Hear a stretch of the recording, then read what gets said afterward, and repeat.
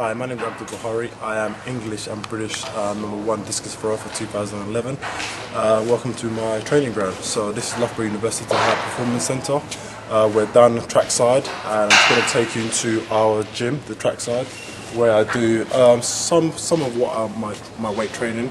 The other is based at a power base, the other side of the university. Well, this is where I do some of my lifting. So if we just go in, I'll take you in.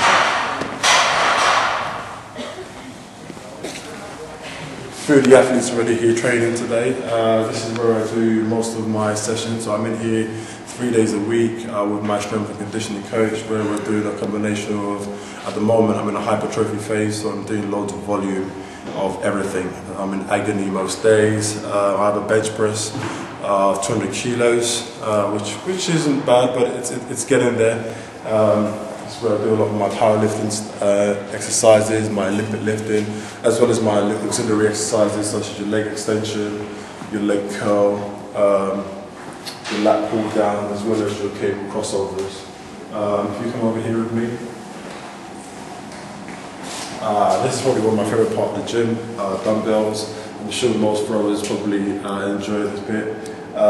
It's where I probably do a lot of my single arm stuff, your bicep curls, your anything you can do with dumbbell work. So I do a lot of this. It probably takes up most of my training because I'm usually either on one leg when I'm throwing or using one arm as into control. So it's important I have the symmetry. You don't get that with, say, your bench press or your push press. So it's important that I do a lot of these dumbbell work. So one, I get symmetry. There's two, I get the stroke on both my right and left side, although I'm right-handed.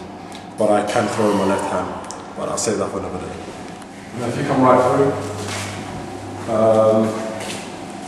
we're fortunate enough to have facilities here at the Loughborough, so we have these TV screens here which allow us to film a lot of our technical work, also allow us to see, one, symmetry, and two, ensure that we are performing in the right places at the right time, applying force through the implement or through the bar if we're doing cleans or snatches efficiently.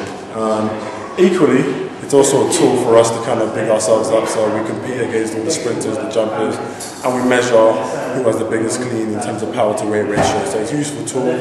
We also have a TV screen where we can replay back the exercise we've just done, where we can see improvements, where we can develop other weaknesses and enhance strength. I'm just going to go outside now. We're going to head outside and I'm going to take you through the rest of the trackside. So this is trackside again. We're down at a long jump pit. Most of the long jumpers and triple jumpers and sometimes the pole vaulters use the pit. I tend to use it as an auxiliary exercise, so I do stuff like standing long jump.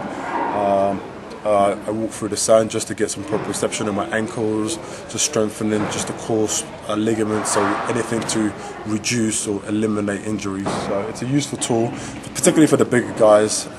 We are constantly moving really fast, so it's important we fix the smaller muscles. Most people tend to focus on the bigger muscles, which is fine, it has its place, but it's important we focus on the small muscles too, so that we stay injury free and we have that longevity through the summer. So if you come over here, if you follow me down here, we also have our bounding mat. Now, although it looks like we're somewhere where we just have our picnics, it's actually a useful tool. So we use this tool, one, to do just proprioception work, a lot of bounding work, a lot of single leg hops. It takes the impact off the track. And as I say, for us bigger guys, anything that can allow our knees to recover quicker and just be able to develop, it's great. I know the sprinters use this quite a lot, and it stretches quite a distance, so you can cover a very, very long distance. So I think it's about 80 meters long, which is more than enough and more than adequate for us to do what we need to do. I tend to use it for a lot for my bounding, my jumps, my single leg work, and it doesn't hurt as much as, say, if I was doing it on the track. And also you can increase the intensity of it too. I also do it just for general body conditioning bits and pieces on the mats itself, so it feels great. It's a useful place to lie down when you're absolutely smashed. We also have a full length, I believe it's a 100-meter track here. It's great, along with timing gates, which are located just down there. We also have start line there. I'm not sure if you can make out those bars at the bottom, but they're resistant, so you just tie yourself around. You get a belt, you tie yourself around, you sprint across, and you apply resistance to running, which is particularly good for the sprinters and similar to the javelin throwers too. And it's great for us too, because we can work on improving our hip mobility and things like that. We have a rope. I'm not sure if you can make it out just up there. So tie the rope where we will climb up. Yes, I can climb the rope. But once again, that's my party trick, so I'll have to save that for another day. But there are a couple of ropes up there, which particularly the pole vaulters and the gymnasts use, just for upper body strength, really. And it's a useful tool, and it's great for me. I relocated up here to be around the best athletes, also to have the best conditions in terms of equipment, and I'm quite lucky and privileged to be in Loughborough. So this is the start of the 100-meter track here indoor at Loughborough. A couple of guys are here training. So the gentleman here he's on the upper ramp, about to do a vault.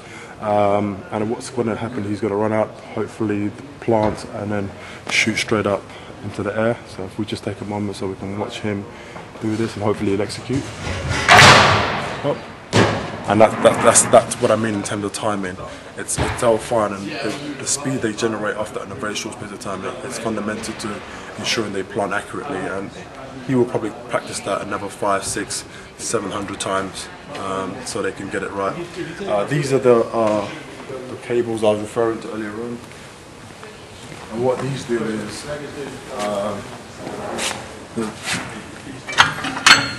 belt is attached to this, and you wrap it around, and what you do is you then run straight ahead, and depending on how strong and powerful you are, you determine how much weight you apply through, and then you run across. And what that does is it ensures you get that constant push and pull. So that for the sprinters, they want to be able to drive right through forward and get the knees out, and get the weight and the really underneath them.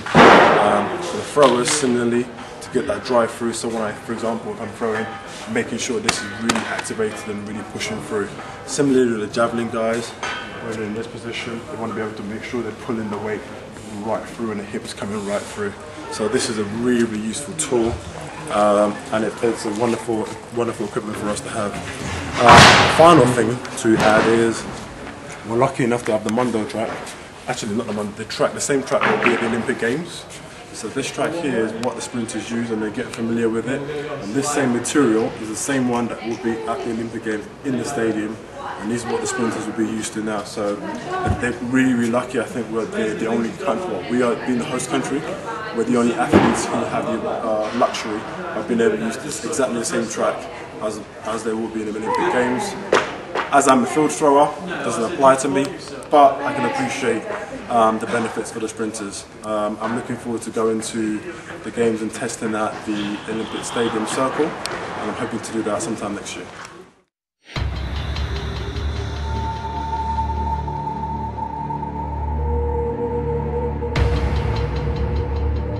Find us, add us, follow us online. We're everywhere. Always remember this: you have one life, live it.